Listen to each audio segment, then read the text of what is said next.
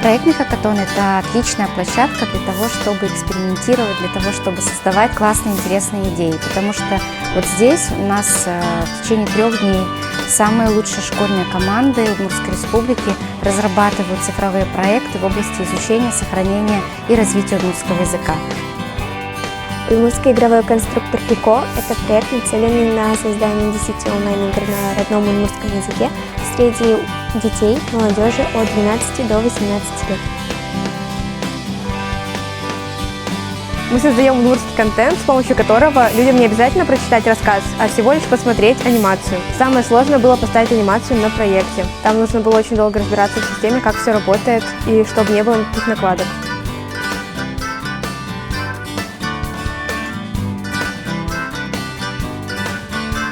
Нам интересно абсолютно все. В первую очередь это атмосфера. Атмосфера, которая дарит нам оживленное общение на удмуртском языке. Хакатонның мüştis был возможности стали ремонтовать как создательная анимация, как и сопорне. Вот из были часы.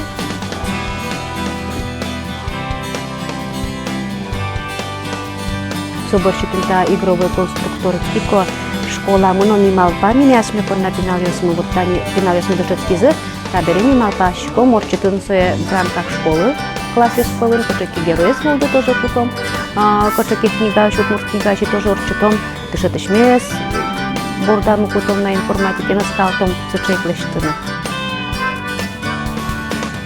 Это продвижение не только удмуртского языка, но и продвижение произведений удмуртских авторов. Потому что дети мало читают удмуртскую литературу, мало интересуются именно сказками, баснями, фольклором. Чтобы втянулись дети в это. А с технической стороны, чтобы не просто читали, а увидели, что там есть не только буквы, но и какие-то реалии.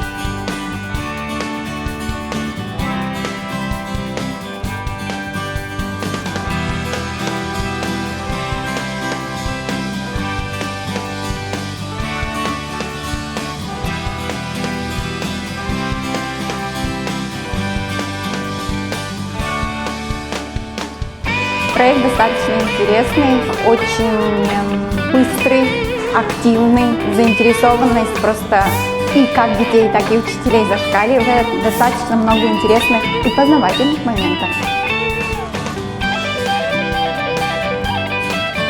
Мимо пашком та проектен и виль шамьос, аджитаньос богатому туртыны школа мы ужас. Тут матумы науфиос ты кажи проектиос гожена. Такие профессиональные выезды дают, наверное, нашим учителям профессиональный рост, позволяют учиться, потому что учиться надо всегда. Вот. И, конечно же, мы должны обучать детей, потому что это наше будущее.